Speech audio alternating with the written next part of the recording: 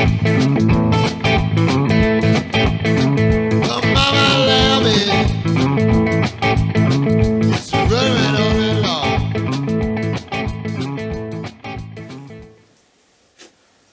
all, and welcome back to Dad's Shed. So, what are we doing today? Well, as some of you will have seen if you've watched some of my recent videos, I've recently treated myself to a new lathe. And having retired, I'm now upsizing to a larger capacity unit. So I've got the Colchester Master, and it's working really nicely. I have no problems with it at all. The only issue I have, and it's not with the lathe, it's with me, is that as I'm getting older, I'm finding it more and more difficult to look at things. Certainly small things like readings on hand dials. Now the Master's got dual dials and they're great, but I've gone to digital readouts on the Bantam and also on the mill, and I find that a lot easier to work with these days. So I decided to treat myself. Well, no, not treat myself, treat my lathe. No. So I've gone and got a digital readout for it. Now, this is going to be something I don't normally do, because I fitted digital readouts to the Bantam, I fitted them to the mill. I've got the old mill one is going to go on the Shaper, I think. But the last two I bought have been off of eBay. They've been, Two Auto, or there are a number of different manufacturers. They've all come out of the same place in China, and they work, but they do have a number of small issues, and to deal with that I've decided to splash out, and these arrived yesterday. I've spoken to a company called Machine DRO, or Allendale group, about getting hold of one of their units. Now they do make lathe specific kits, but this isn't one, because they don't do one that fits this lathe. So I've got their generic kit based very much around the one they do for the next size up. And having had the Chinglish instructions for my previous DROs, to actually get these, that's the user manual and the encoder installation guide, and just on a quick flick through, they're looking good. One of the nice things I found was that I actually emailed the company, and they're based not far from where I live. They're in Broxbourne, in north of London, in Hertfordshire. And I emailed them, got a very quick response back. I asked a few questions, they asked a few of me, and we had a bit of a backwards and forth between them. And then we had a quick chat on the phone, and hence I've got the kit I've got here. They asked for details and photos of the lathe, so they looked at how it would fit, and then they made a recommendation based on that. And what they also did was they sent me the instruction manual by email on a PDF file of the next lathe up, which is the Colchester Triumph. And that's very similar, and they suggested I looked at how that fitted, and then looked at how it might fit on here. So I've basically got the kit that would fit that lathe. So let's have a quick look and see what we've got before I start. Lots of brackets. If I move that up a little bit out of the way, and and I'll look at this one in a little while, so I'll move that up to one side.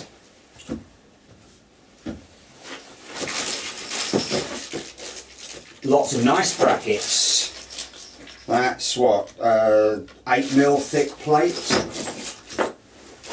nicely machined, all separately packaged with everything there.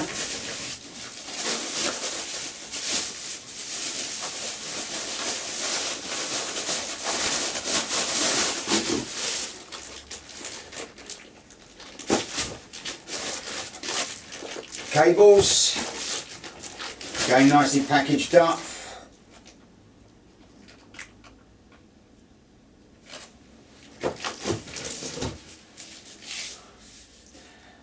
And that, I think, is, yeah, that's the scale for the cross slide.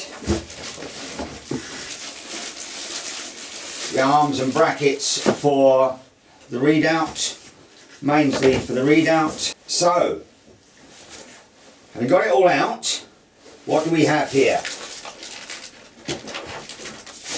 Reed heads and cables. That's going to be the scale for the cross slide. Brackets for the readout itself.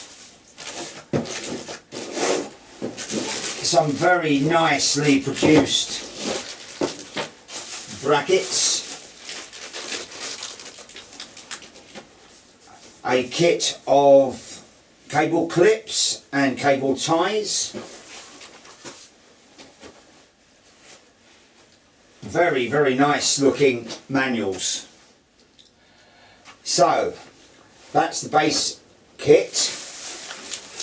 My order confirmation.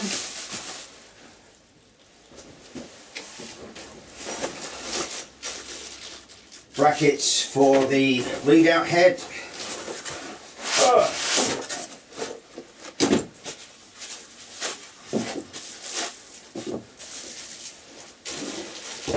One digital readout itself.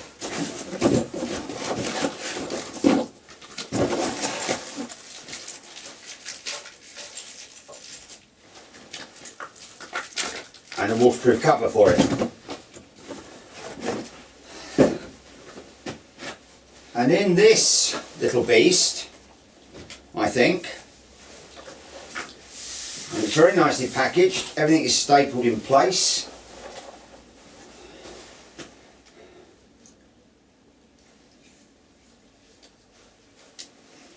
So I'll just try and get these staples out from the end here.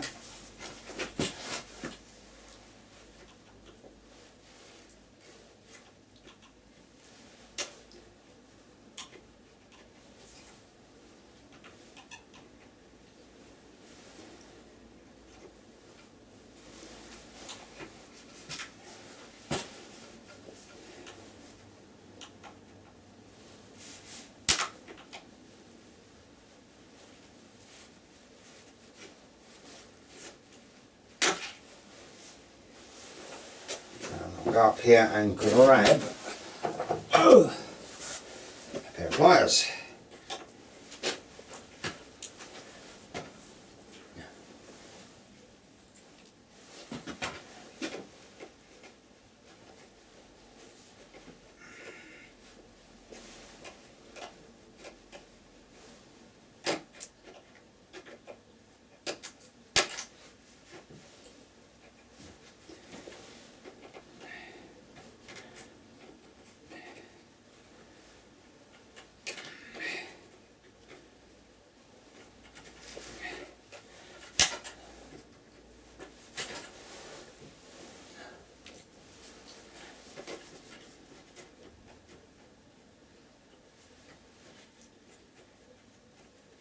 Push those from the other side and they come out.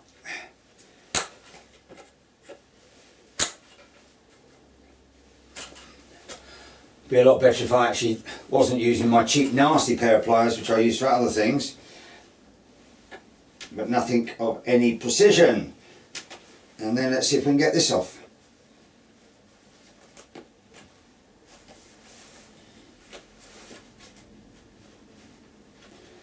Doesn't help that it is rather cold this morning. and therefore fingers are not doing their usual functional job. Okay, so that is a seal, and this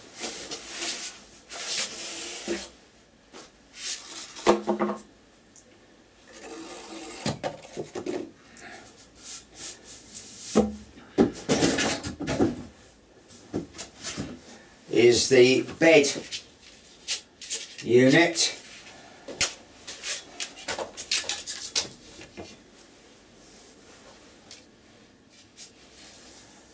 So that sits on the bed, screws in, and you've got a magnetic strip that goes under there. The whole lot will come out, so you can put that on and that'll go over. And this is the other nice thing about this. If I use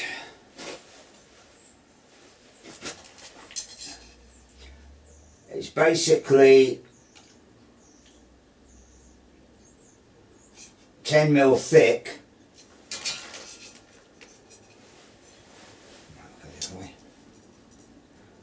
25mm high. So it's a very low profile, and even with that over the top, doesn't stick out very far. And this is the one for the cross slide, and you can see the size of that. It's going to be the same. So that will sit happily in there, which the old one wouldn't. And that's going to make a big difference to what we can actually do. So that is going to go on there. Go on. Well, it looks like I'm going to have to fit it, doesn't it? That's going to be the next little project. I need to go and have a think about how that's going to be achieved.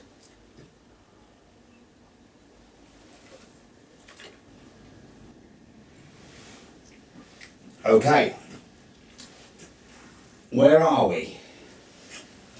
Well, apart from in Dad's shed, I spent a little bit of time yesterday indoors rather than out here, because indoors I was warm enough to actually use my fingers, and out here they were starting to not cooperate so much. It was a bit nippy. So what did I do?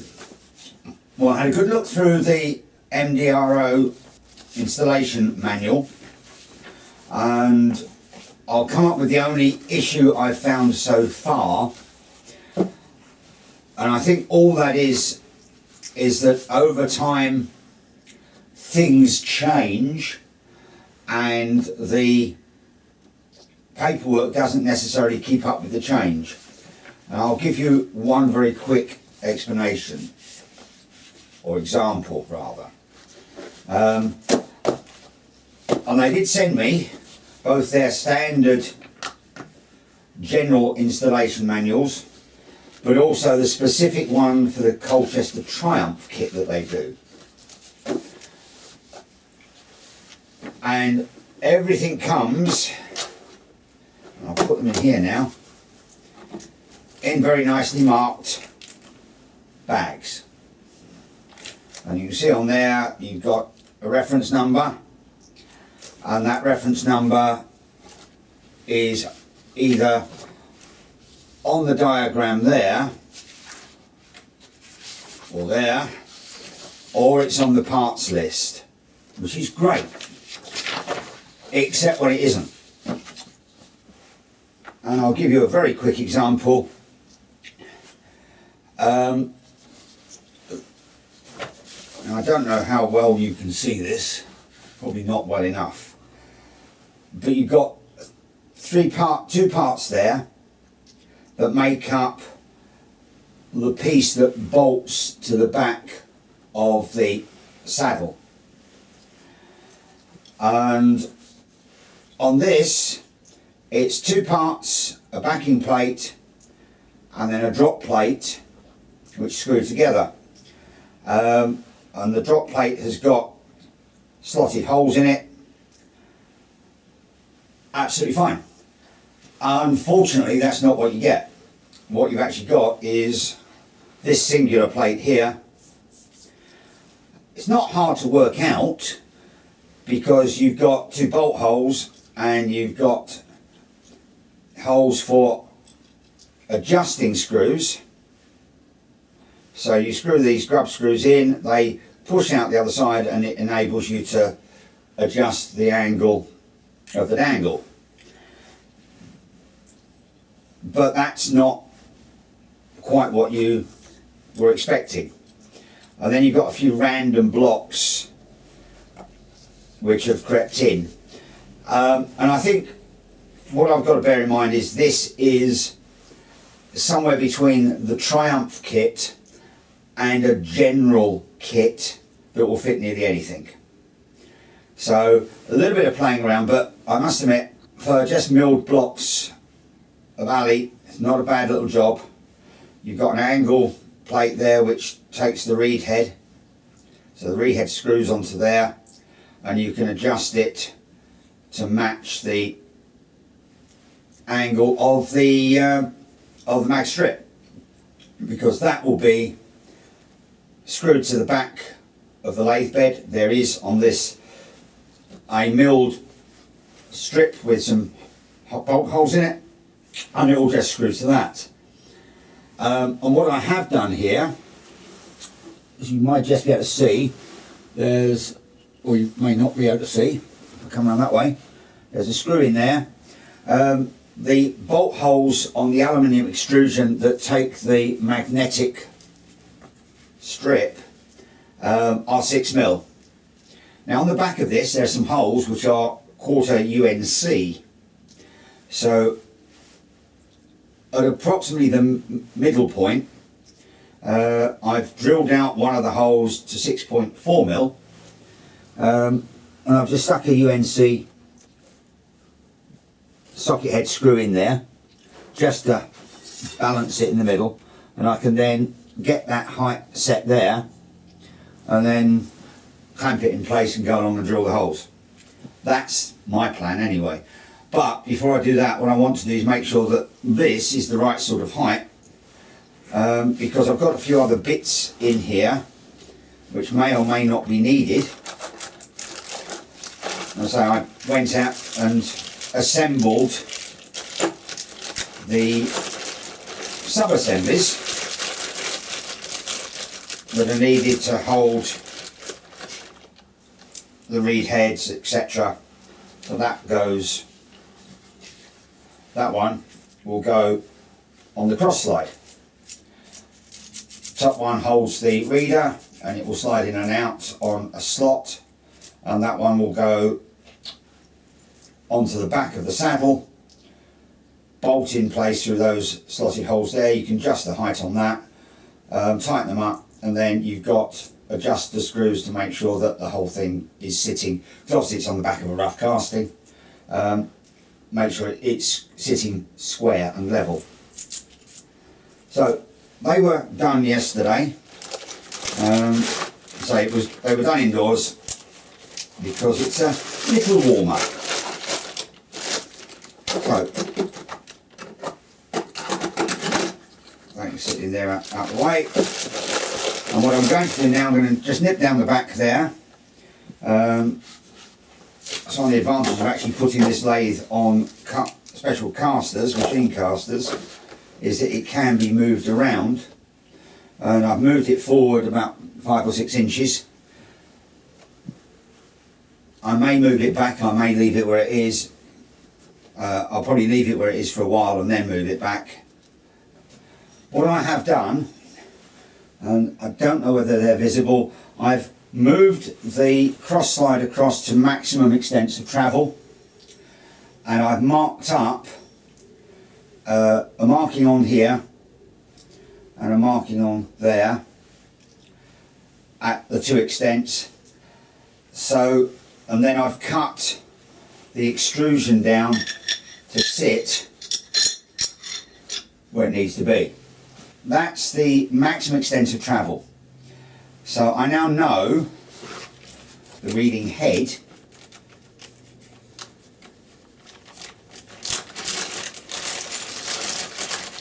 needs to sit there.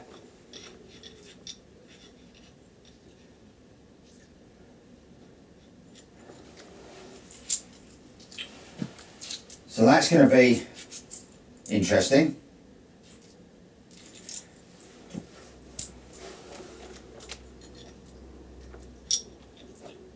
If I can move it across a little bit, I will. I'll put it about there, because there's not a lot of space on this. So that's where the reading head needs to sit. And then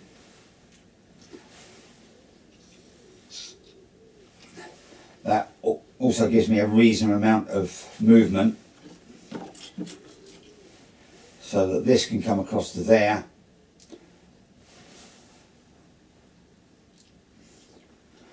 So yeah, that will work, I hope. Yeah, that will all work nicely. I'll probably put this about there. Might need to make up an alternate mounting block.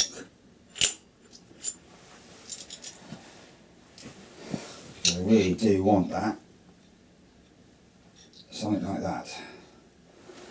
I would like my read head to be there.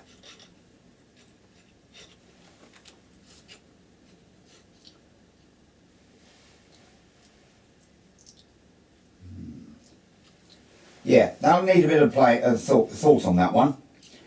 The longitudinal travel isn't an issue, but as per usual, going into here is going to be. So I'll have to have a play.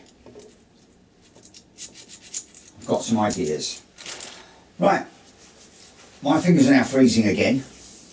About the only things I need to do are some taps, which I have, mainly 4mm.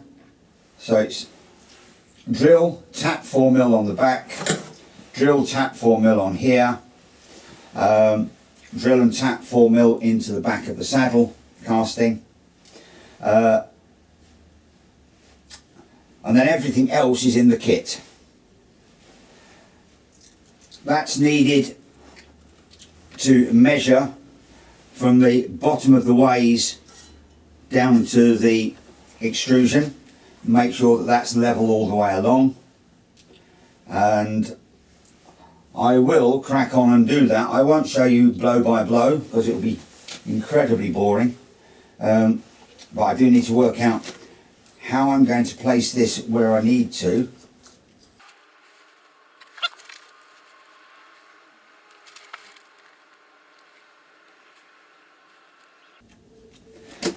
Right, so I think if I take that, I'll cut that piece off there,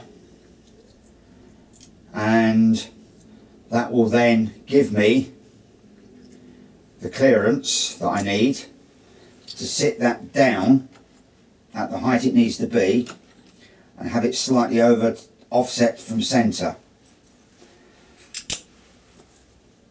A little bit of hacksawing. I've done the little mod I was talking about on the bracket so that it now fits where I need it to, which is about there.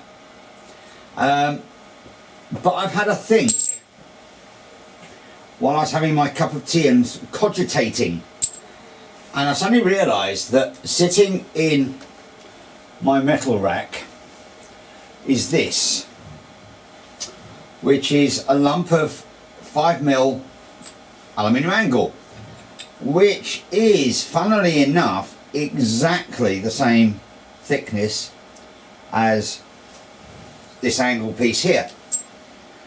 So what I've decided I'm going to do, because using this does give me a little problem in that if I try and fit it down there, I've got to get a screw in right over to the top of the main bedway, and only about 5-10 mil up, so that's going to be a bit of an issue. So if I take this and put it where I need that side to be, that will go right out and I can actually put the holes that I want in the middle. I just need to cut this down to the correct height, but I've got that on that piece, so I'll literally cut this down, cut it down there, and then look to if I can find where that's now run away to, right over the far side.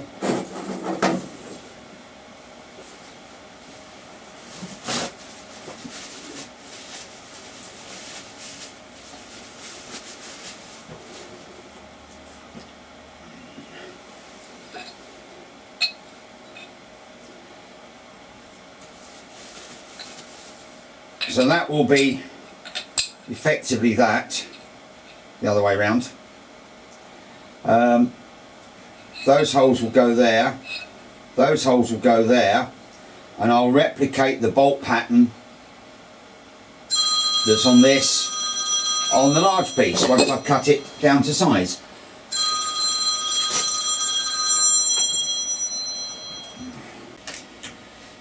So I'm over at the mill, and what I'm doing is making a replacement for this bracket, and I need, and that's the tall bit, to take it down to 40 mil, and it is currently sitting at quite a bit more than that.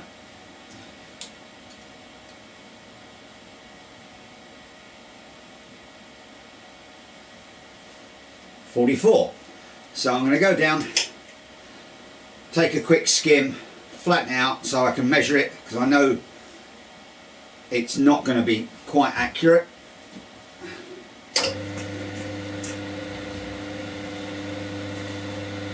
Tighten that up.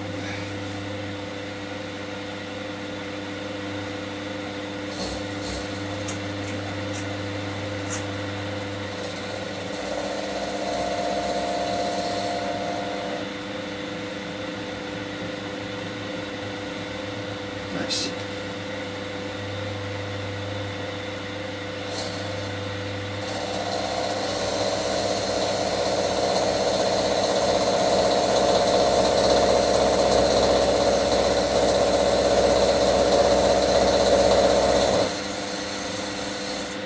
Okay, let's turn that off for a second.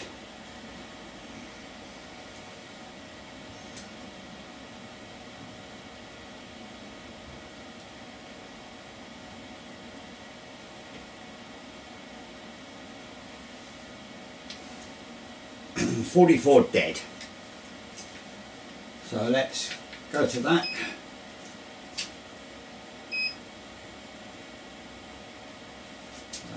Let's check that.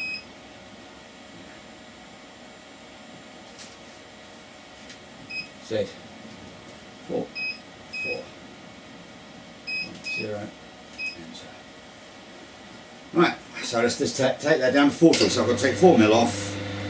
I'll probably do that in one cut.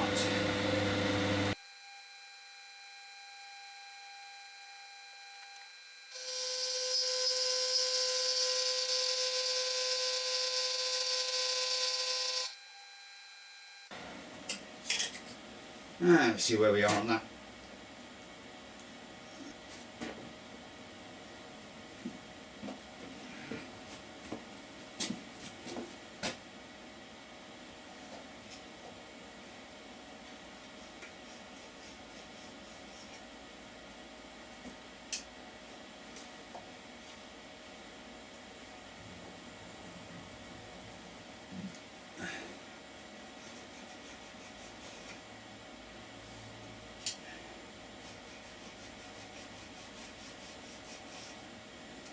So that's that cut down to size. I need to do the same on the other side. And I've spent a bit of time getting this new vise of mine lined up. But I need to do a little bit more and then I'll put a key in the bottom.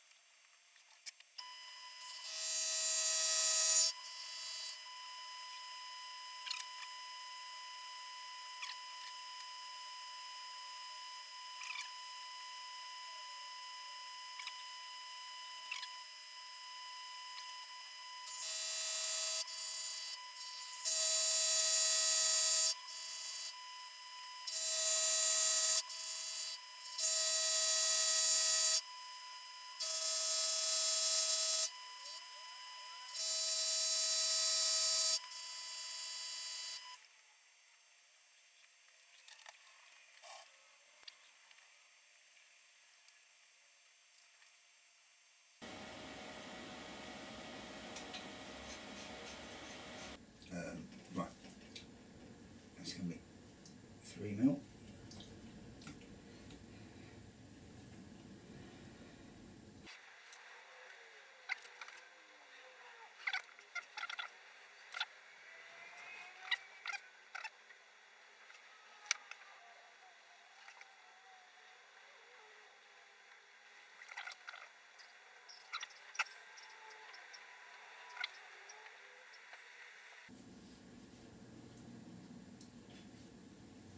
Six.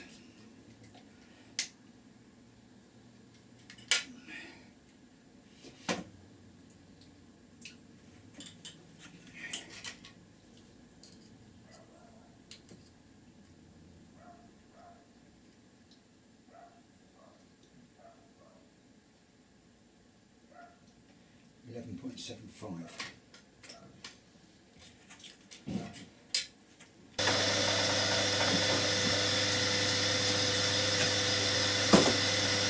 It's 43.64. Let's go back to 12.74.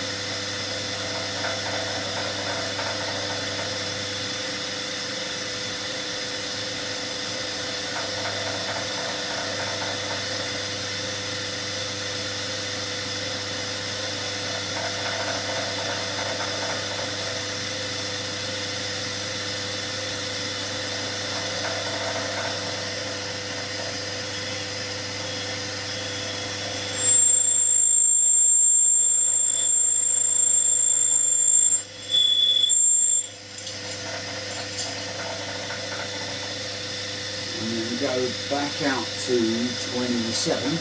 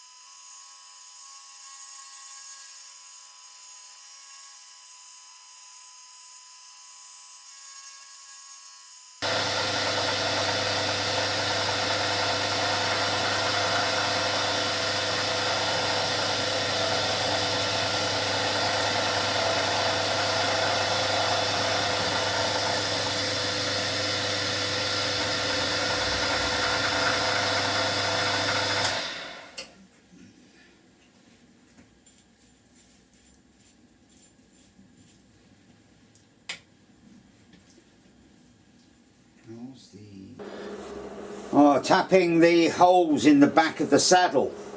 I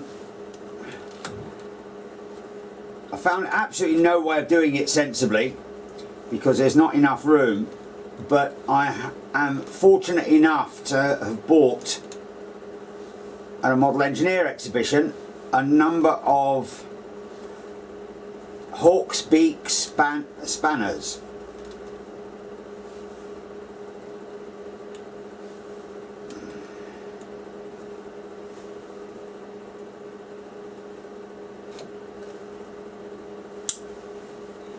And these are sprung and they grab extremely well, I have to say, but as you move them backwards they will release, so they almost act like a ratchet, and they don't make a lot of, they don't wreck what you're doing, so they're really quite useful. And the smaller one here fits quite nicely around my pin vise.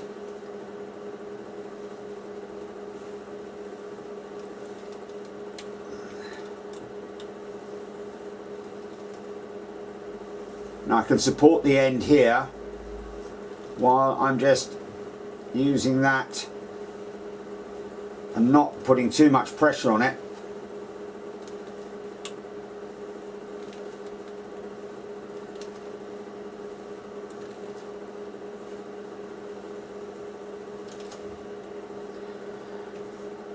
So it gives me effectively a ratchet tap wrench.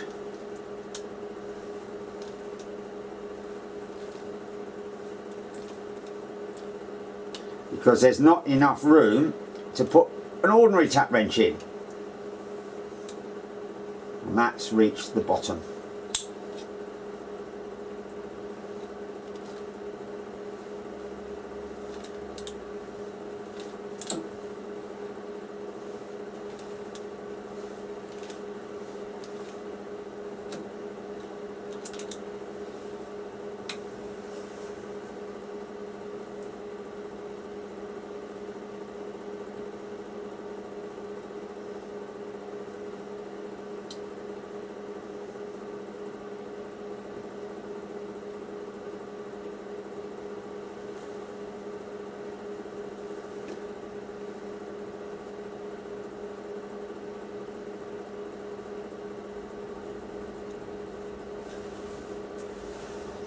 A spin vise, 4-piece jaws on it, which means it's a really nice grip on the shank of the tap.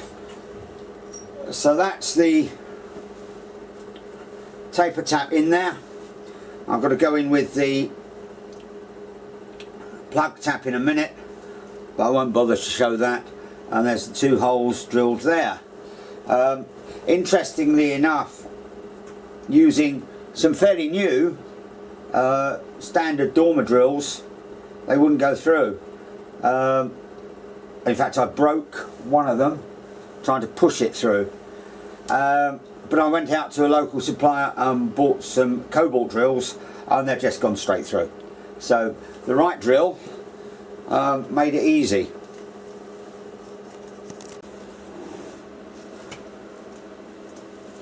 Well, having got this mounted loosely at the moment, I'm now back to tapping the 5mm holes in the side here to take the drop piece to run the longitudinal reader. So I'm doing the same thing because there's no room.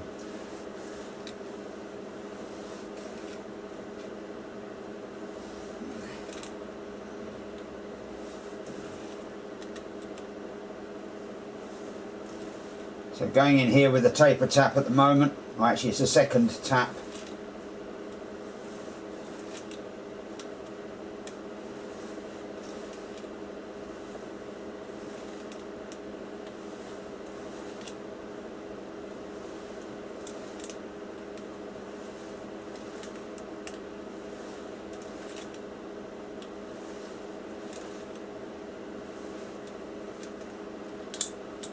Take that out for a moment. Go take it back, turn.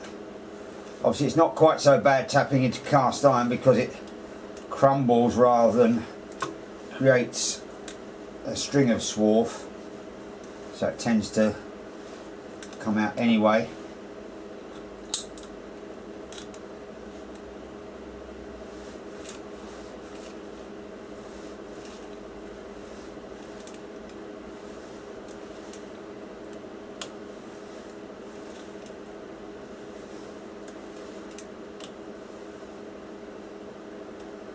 Yeah, and that's bottomed.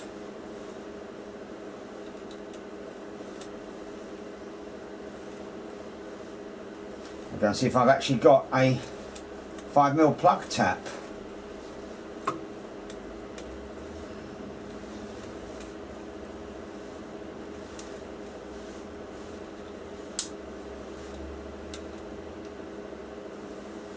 Move that out of the way.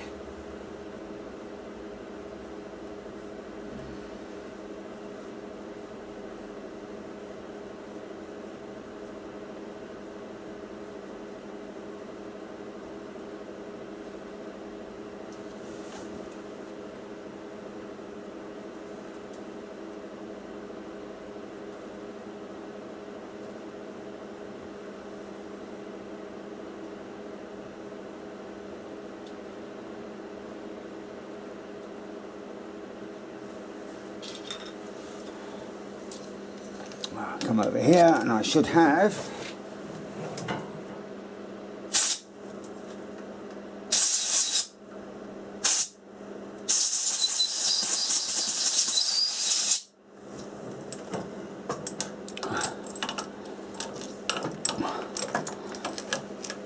it's basically tapped through. They should be deep enough anyway, but I'm going to see if I've got, hiding in amongst all my spares, a plug tap for 5mm. So I'll come back and just finish that off, and then we can look at getting that more or less in place. So I've been and found a tap, and this has been actually slightly modified in that the pointed section at the end has been ground off just to give a flat bottom. So that's effectively a bottoming tap now, and that would just allow me to go right in and clean out at the bottom of the holes. That'll give me as much usable thread as possible, more than I need, hopefully.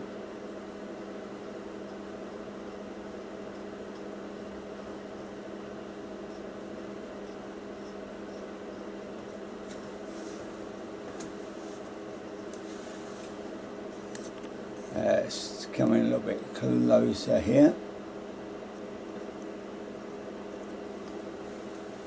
Right, so that's going in quite nicely. I can take it in with my fingers, but it's just the last little bit right down the bottom. I'm going to need a little bit of mechanical assistance, I think.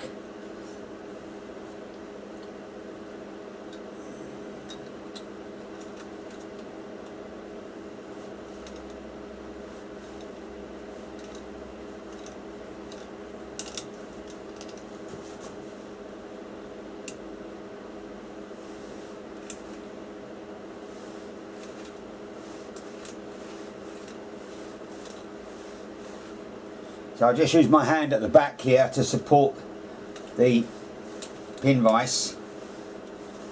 Make sure it doesn't get sort of twisted out of line by the spanner.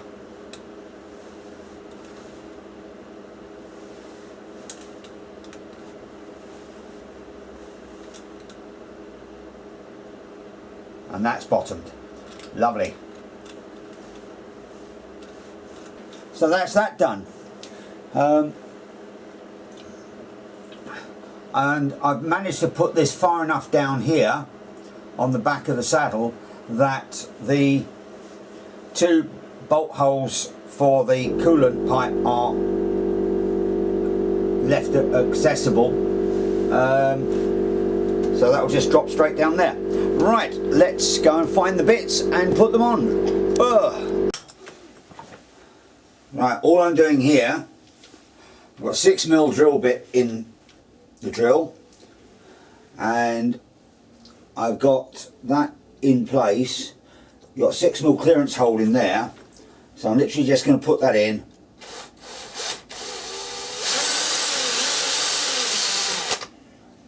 And give that a little bit of a drill. And I've stuck a couple of 5/1000 shims underneath here to make sure it lifts off of the ways. So I'm going to drill and tap this one. I'll stick a screw in loosely, then move it across so I can get to the others, because obviously everything else is in the way. So swap that out for 3.3mm.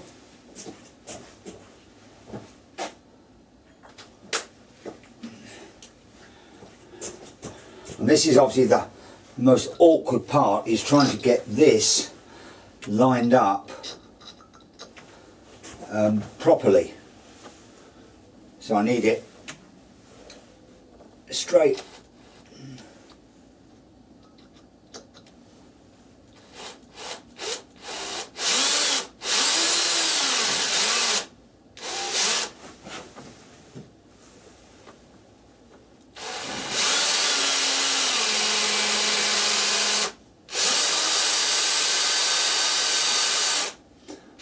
I think what I will do is I'll take that bracket off.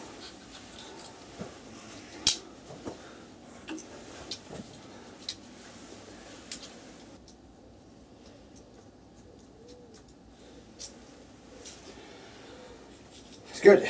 Okay. Put those there. Put that over here out of the way. Then I can do a bit more drilling.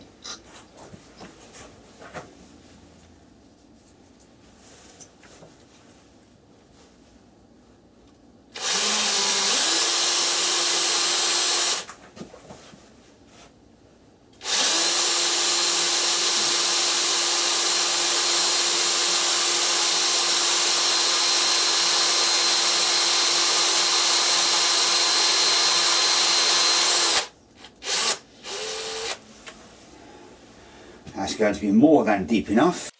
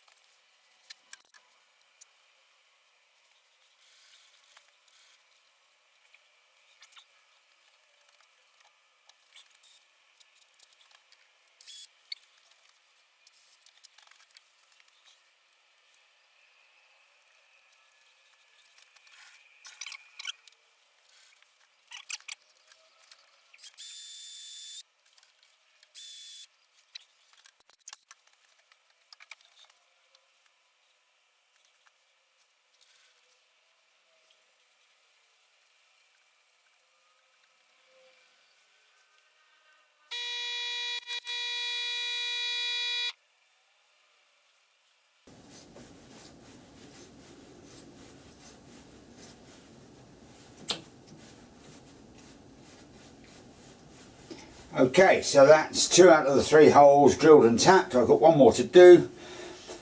I won't bother with you with that one. I'll come back once I start trying to fit the thing.